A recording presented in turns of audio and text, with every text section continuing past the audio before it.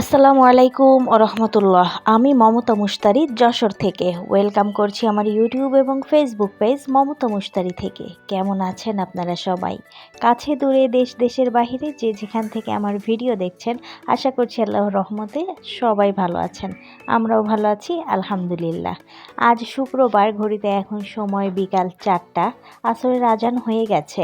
চলে এসেছি রান্নাঘরে। বাড়িতে আসবে মেহমান, একটু তাদেরই প্রিপারেশন নিচ্ছি। প্রথমেই বানিয়ে নিচ্ছি পুডিং। আমার যে গেস্টরা আসছেন তারা আমার হাতের পুডিংটা ভীষণ পছন্দ করেন। তো যাই হোক, প্রথমে আমি 2টা ডিম নিয়েছি, তার সাথে 1/4 কাপ চিনি নিয়ে ততক্ষণ পর্যন্ত ডিম আর চিনিটা ফেটিয়ে নিব যতক্ষণ না চিনিটা গলে যাচ্ছে। চিনি গলে গেলে আমি এখানে আধা লিটার দুধকে জাল করে 250 ml করে নিয়েছি। এখন সেই দুধটাকে সুন্দর মতো ছেঁকে তারপর ডিম আর চিনির মিশ্রণের ভিতরে ঢেলে দিব।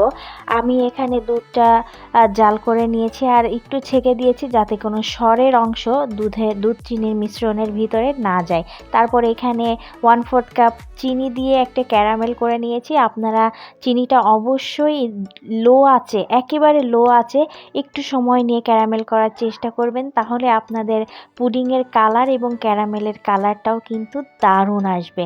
যদি আপনারা হাই হিটে ক্যারামেল করতে যান তাহলে ক্যারামেলটা পুড়ে যাবে আর পুডিংয়ের কালারটা একেবারেই নষ্ট হয়ে যাবে।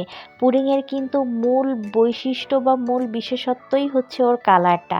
আমি এখানে ডিম চিনির মিশ্রণটা ক্যারামেলটা ঠান্ডা হওয়ার পরেই ঢেলেছি। তারপর একটা পাতিলে স্ট্যান্ড বসিয়ে 2 কাপ মতো পানি দিয়ে আমি পুডিংয়ের বাটিটা বসিয়ে দিয়েছি আর ঘড়ি ধরে 20 মিনিট মতো পর্যন্ত অপেক্ষা করব। মানে 20 মিনিট আমি পুডিংয়ের বাটিটা সিদ্ধ করে নিব। আর এদিকে দেখুন, আমি কাঁচা দুধ ডিপ ফ্রিজ থেকে বের করে এভাবে চেলে নিলেই কিন্তু আপনারা দুধের খুব অল্প সময়ে দুধের উপর থেকে এভাবে সর বা মাখন যেটা সেটা তুলে নিতে পারবেন।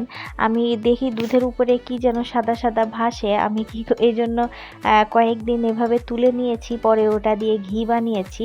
তো সেটা না দারুণ হয়েছে, খুব মানে অল্প সহজে। আর এখনও এর ভিতরে দেখতে পাচ্ছেন বরফের অংশ আছে। এই অবস্থায় কিন্তু আপনাকে এই কাজটা করতে হবে। দুধটা একেবারে মেল্ট হয়ে নর্মাল টেম্পারেচারে চলে আসলে কিন্তু আপনি এই কাজটা করতে পারবেন না।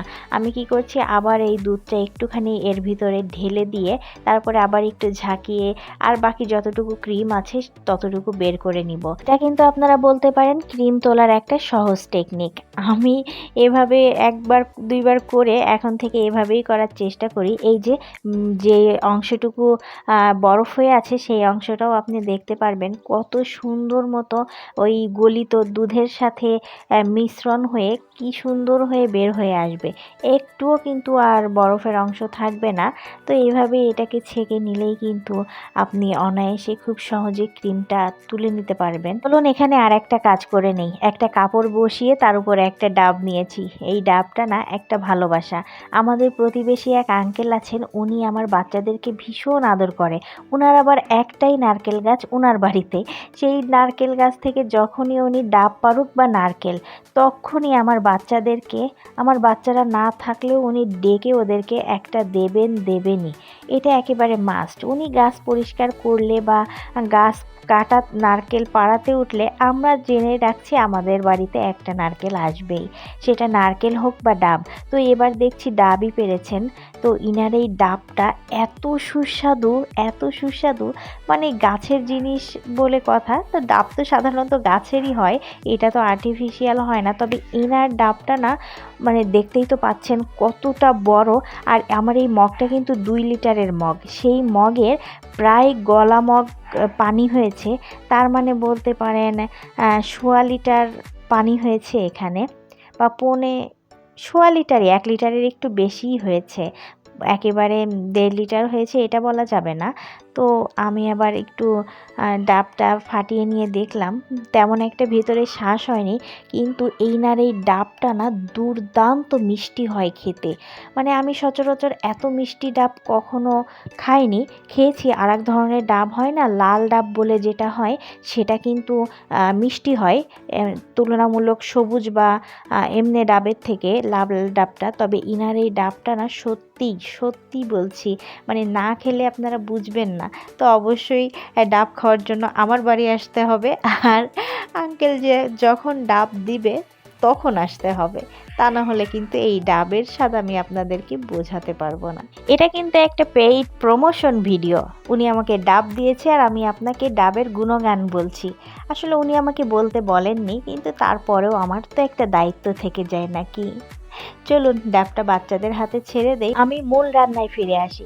আমার গেস্ট যেহেতু আসবে সন্ধ্যার পরে বা রাতে, এজন্য ভাবলাম শর্টকাট ওয়েতে একটু কিছু করা যায়। আর যেহেতু আজ শুক্রবার, একটু ভালো মন্দ, এজন্য শর্টকাট ওয়েতে চিন্তা করলাম একটু মোরগ পোলাও রান্না করি। এখানে আমি মোরগটা, সরি, মুরগিটা, মোরগ পোলাও কেন মুরগি দিয়ে হয়, কেন মোরগ দিয়ে হয় না, এই প্রশ্নই আমার বাচ্চারা আমাকে করছিল আমি যখন রান্না করছিলাম। তো আসলে এর সদুত্তর আমি দিতে পারিনি। আসলে আমি নিজেও জানি না মোরগ পোলাও কেন হয়।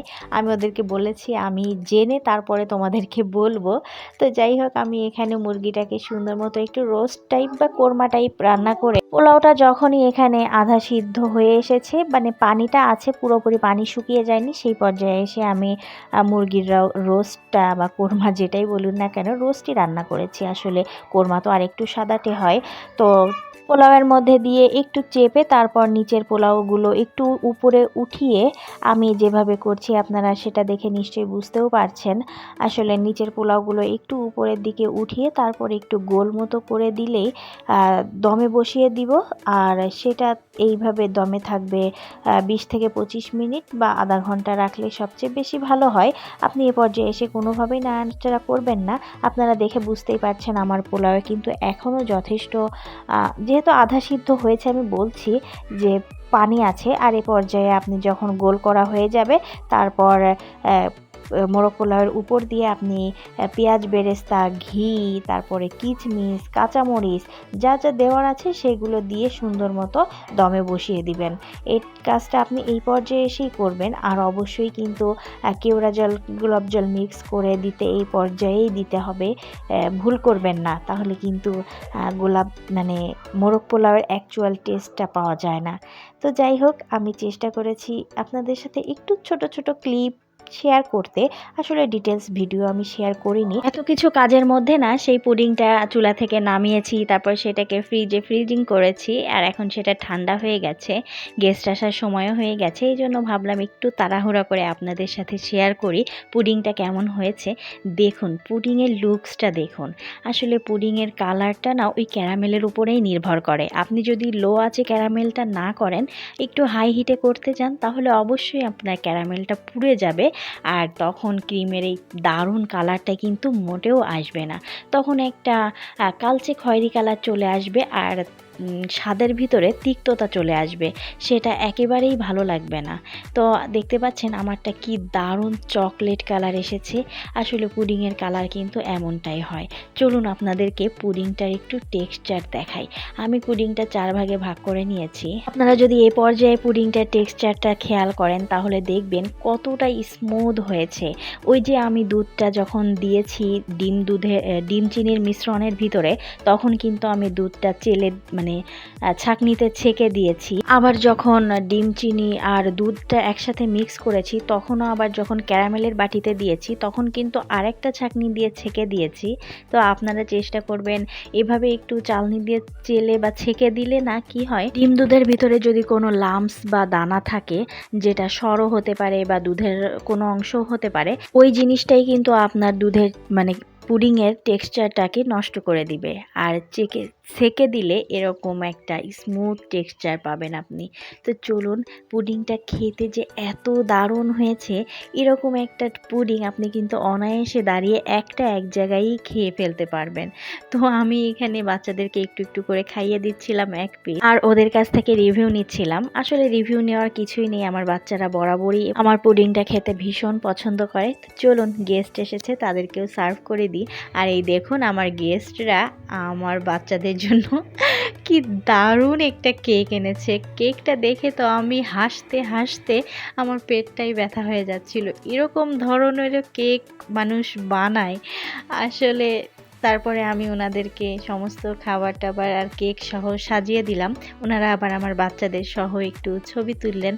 আসলে গেস্ট বলতে আমার ভাইয়া আর আমার ভাবি এসেছিলেন। বাচ্চাদের সাথে কেক-টেক কাটা হলো, অনেক মজা আর সুন্দর একটা সন্ধ্যা পার হলো। আসলে ওইভাবে তো কেক-টেক কাটা না, কোনো বাচ্চারই জন্মদিন না। আসলে আপনজন প্রিয়জনের সাথে কাটানো সময়গুলো না কিভাবে কোথা থেকে যেন ফুরুত করে চলে যায় সেটা বোঝাই যায় না। তো কথা বলতে বলতে আমিও ভিডিওর শেষ পর্যায়ে চলে এসেছি। প্রত্যেকের সুস্বাস্থ্য এবং দীর্ঘায়ু কামনা করে আজকের ভিডিও থেকে বিদায় নিচ্ছি। প্রত্যেকে সাবধানে থাকবেন, সতর্ক থাকবেন, আমাদের জন্য দোয়া করবেন। আল্লাহ হাফেজ। আসসালামু আলাইকুম।